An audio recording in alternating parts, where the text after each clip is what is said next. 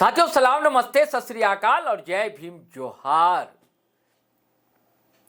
एक मामला था दोस्तों, गर्म थी राजनीति झारखंड की और गर्मा गर्म थी भारतीय जनता पार्टी। आप जानते हैं कि भारतीय जनता पार्टी की एक ही लाइन है, हिंदू और मुस्लिम। अगर कहीं से भी आरोपी का पता लग जाए कि वो मुसलमान है तो भारतीय जनता पार्टी की पूरी troll army, Bharatiya Janata party का पूरा इकोसिस्टम एक्टिव हो जाता है। सड़क से लेकर प्रेस कॉन्फ्रेंस तक आपने ये तमाशा देखा, मैं इसे ड्रामा कहता हूं। और जब मामला पता लगा दोस्तों, रात से ये खबरें चल रही हैं, आप तक ये पहुंच चुकी होंगी। मैं बात विष्णुगढ़ के कुसुम्बा गांव के ही कर रहा हूं, जहां एक बेटी के साथ जो अमानवीयता की गई है, क्रूरता की गई है और तरह तरह की बातें की गई।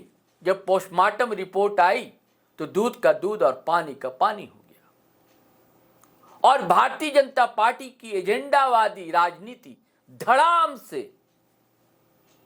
गिर गई दोस्तों नीचे। क्योंकि जानते हैं क्या हुआ, मैं तो पुलिस अधिकारी का बयान आपको सुनवाऊंगा, लेकिन कहानी बताता हूं कि राजनीति कैसी होती है। विष्णुगढ़ का गांव है कुसुम्बा, वहां भीमाराम है साहब, एक नाम है। भारतीय जनता पार्टी के कार्यकर्ता बताए जा रहे। ये वही भीमाराम है जब उस बच्ची निर्जीव अवस्था में जब मिली और ऐसी उसकी तस्वीरें थी भयावह कि मैं बता नहीं सकता।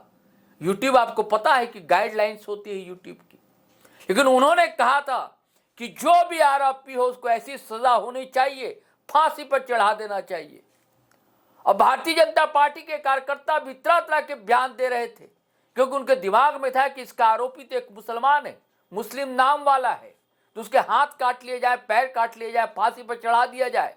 लेकिन जब पता लगा कि भीमाराम ही है दरअसल आरोपी, भीमाराम को एक महिला से प्रेम था दोस्तों। उस महिला का पति जो है बाहर काम करता है और उस महिला की ये बच्ची थी और इसका एक भाई था। बताया जाता था स्वस्थ चल रहा था। तो उस गांव में एक और महिला है जो ओझागिरी करती है, तंत्र मंत्र करती है। गांव में ये सब चीजें आज तक अंधविश्वास खत्म नहीं हुआ है। हम लाख विकास कर लें दोस्तों, दावे कर लें, लेकिन धराशायी होते हुए दिखते हैं जमीन पर। शांति देवी, तो भीमाराम और इनकी कथित प्रेमिका रेशमा सिंह, इन सब ने प्लान किया जिसके लिए बलि की आवश्यकता है और घर की ही बच्ची को शिकार बनाया गया। बाकायदा पूजा पाठ की गई और तारीख बताई गई जो रामनवमी की रात है उस दिन। और कैसा हंगामा मचा उसके बाद दोस्तों। पुलिस का अमला रामनवमी के मामले में फंसा हुआ था, लेकिन फिर भी कार्रवाई चल रही थी। एसआईटी का गठन भी कर दिया था। आदित्य साहब दिल्ली तक पहुंच गए थे प्रेस कॉन्फ्रेंस कर ले कि उनको अचानक से एक हॉट केक मुद्दा मिल गया था कि इससे गरमाया जा सकता है माहौल समूचे झारखंड का। जो भारतीय जनता पार्टी की लाइन है, उस लाइन पर आप देख रहे थे, आप जगह जगह राजधानी रांची में भी धरना प्रदर्शन हुए। लेकिन रात पुलिस जब सामने आई, उससे पहले तदाशा मिश्रा दिल्ली रांची से गई थी हजारीबाग। रात 11 बजे के आसपास की बात है, प्रेस कॉन्फ्रेंस हुआ। डीआईजी अंजनी ओझा, उसके बाद एसपी हजारीबाग अंजनी अंजान, इन सब ने जो कहानी बताई तो भारतीय जनता पार्टी के पैरों तले से जमीन खिसक गई। और उन मीडिया बंधुओं को भी जो तरह तरह का प्रोपेगेंडा गढ़ रहे थे, रच रहे थे, तरह तरह के वीडियोस कर रहे थे कि इसके साथ ये हुआ वो हुआ। मैं चाहता हूं दोस्तों कि सीधे आपको सुनवाऊं कि पुलिस अधिकारी ने कहा का पूरी कहानी सिलसिलेवार उन्होंने बताई है। ये मामला तंत्र मंत्र का था। एक मां ही है, हत्यारिन कह लीजिए, और उसका प्रेमी कातिल, जो बच्ची के साथ इतनी अमानवीयता की गई है कि मत पूछिए। चलिए सुनते हैं पुलिस अधिकारी ने कहा क्या, फिर हम बातचीत करते हैं। दिनांक 25 मार्च को विष्णुगढ़ थाना अंतर्गत कुसुम्बा गांव में एक बच्ची का शव बरामद किया गया था, जो कि एक दिन पहले ही 24 मार्च को मंगला जुलूस के दौरान मिसिंग हो गई थी।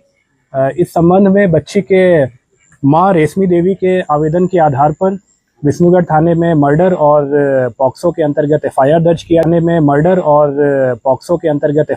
किया गया था।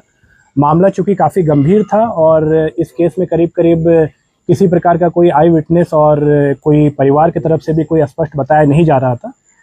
इस बहुत डिटेल में आपको एसपी हजारीबाग के द्वारा ही बताया जाएगा कि क्या इसमें किस प्रकार से चीज़ें हुई, बट मुख्य रूप से ये नरबली का मैटर था, एक अंधविश्वास का, एक तंत्र मंत्र का ये मैटर था। जैसा कि डीआईजी सर बता रहे थे, आप सबको अवगत है कि 24 तारीख की रात को कुसुम्बा थाना में एक घटना कारित की गई, जिसकी सूचना 25 को थाना को मिली। 24 को मंगला जुलूस के दौरान जो मृतिका है, एक नाबालिग बच्ची है, वो मंगला जुलूस के बाद मिसिंग पाई गई। गांव के कुछ लोगों को ये बताया गया कि घर के सदस्यों के द्वारा कि ये मंगला जुलूस के बाद से कहीं गई है, मिल नहीं रही है, और उसको ढूंढने का प्रयास किया गया। कुछ हद तक गांव के कुछ लोग इसमें इन्वॉल्व हुए उसको ढूंढने में। अगले दिन तक बॉडी या वो बच्ची नहीं मिली। तो फिर जब अगले दिन उसका मृत शरीर के बारे में जानकारी प्राप्त हुई, हम लोगों ने एफआईआर किया। इसमें मुख्य रूप से 3 मेन अक्यूज्ड अभी तक सामने आए हैं। इसमें एक खुद उसकी माँ है रेशमी देवी, दूसरा भीम राम है, और तीसरी एक जो तंत्र मंत्र करती हैं, ओझा गुनी जिसको भी कहते हैं, एक महिला है शांति देवी। जो मृतिका की माँ है और भीम राम के बीच करीब 10 वर्षों से अनैतिक संबंध की बात सामने आई है, और उनके जो पति हैं वो महाराष्ट्र में कुछ रोजगार करते हैं और कम ही घर आना जाना होता है। मृतिका के जो बाकी भाई बहन हैं वो भी उनको अपने पिता के नज़र से ही देखते हैं, और एक तरह से उस परिवार के ऊपर भीमराम का कंप्लीट होल्ड जैसा है। तो इनके जो पुत्र हैं, मतलब मृतिका का जो भाई हुआ, उसके विषय में उनकी माँ काफ़ी चिंतित रहती थी, क्योंकि वो मानसिक और शारीरिक रूप से उनको कमज़ोर लगता था। साथ में उनका इकलौता बेटा था, तो उनको हमेशा इस बात की चिंता रहती थी कि कैसे इसका भविष्य उज्जवल हो जाए, ठीक हो जाए, स्वास्थ्य भी इसका अच्छा हो जाए। ओझा गुनी का जो उनकी विश्वास है, वो पिछले कई सालों से वो जो हम लोग बताए कि शांति देवी हैं, जो ओझा गुनी करती हैं, और जो एक भक्तिनी जिसको कहा जाता है ग्रामीण परिवेश में, उनके पास जाती थी। ज़्यादातर समय अपने पुत्र के शारीरिक स्वास्थ्य को लेकर या कभी कभी नौकरी के लिए जाती थी, कभी कभी घर में तंत्र मंत्र से अपने घर को बंधवाने के लिए जाती थी, जो सब पूर्व में किया भी गया इसी भक्तिनी के द्वारा। कभी अगर जमीन का भी विवाद हो, किसी भी तरह के व्यक्तिगत जो उनकी समस्याएं होती थी, उसके लिए वो जाने लगी थी। तो इन चीज़ों में एक तरह से ये जो भक्तिनी है वो उनसे उस बदले में पैसे और बाकी चीज़ें लेती थी। उनके घर में जैसा मैंने बताया कि हर चीज़ के लिए वो डिपेंड करती थी भीमराम के ऊपर। तो घटना के दिन भी जब ये अपनी मृतिका के साथ, छोटी बच्ची के साथ और भीमराम के साथ उनके घर गई, वो भक्तिनी के घर गई, तो उनके घर में एक छोटा सा, जिसको वो मंदिर कह रहे हैं, उसको धरती माता मंदिर या मनसा देवी मंदिर भी कहा जा रहा है, तो उस मंदिर में इनको बुलाया गया। हालांकि माँ बेटी दोनों दरवाजे से गई, लेकिन जो भीमराम था उसके विषय में बता रहे हैं कि वो पीछे का जो छोटा सा बाउंड्री होता है उसको कूद करके छुप करके आया। और उस समय पहले वो भक्तिनी के द्वारा बताया गया कि इसके ऊपर देवास आया हुआ है, मतलब माता आई हुई, जैसे हम लोग ग्रामीण बोलचाल में कहते हैं, और उसको टिकाव करके कुछ अपना मंत्र का वो ढोंग करके और छोड़ दी।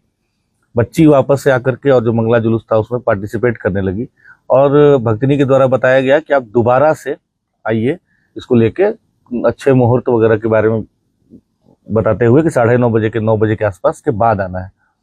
जब दोबारा से गए तो, और साथ में ये भी बताया गया कि जो हम आज करेंगे, इसका इलाज करेंगे, जो बलि हम देंगे, उसमें हमको एक मेल पुरुष का जरूरत पड़ेगा। तो मृतिका की माँ इस काम के लिए भीमराम को दोबारा अपने साथ लेके गई, और मृतिका को भी लेके गई। उसको, बच्ची को पहले बताया गया कि उसको वहाँ बिठा करके वो मंदिर में, जो छोटा सा है, जिसको मंदिर तो कहा जा रहा है जो भी, तो वहाँ पे बिठा करके उसको पूजा वूजा किया गया, टीका उका कुछ किया गया। उसको मुकुंदाना और इलायची वगैरह का प्रसाद खिलाया गया, और बोला गया कि तुम्हारे ऊपर कुछ दोष है, आज हम लोग जो उपचार कर रहे हैं, इससे तुम दोष मुक्त हो जाओगी।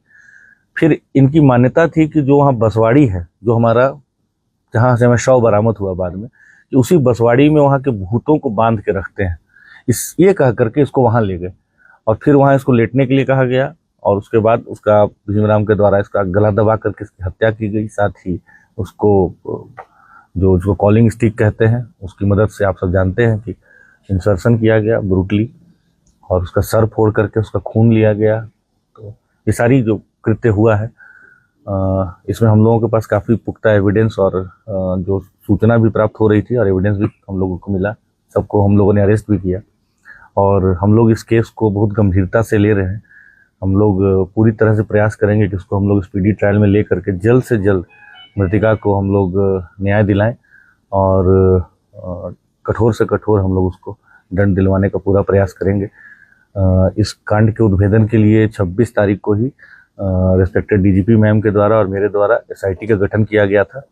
उस एसआईटी में शुभम थे जो प्रोफेशनल आईपीएस हैं, साथ में एसडीपीओ विष्णुगढ़ थे, इंस्पेक्टर विष्णुगढ़ थे, 2 प्रोफेशनल डीएसपीस थे, कई और अन्य पदाधिकारी भी थे।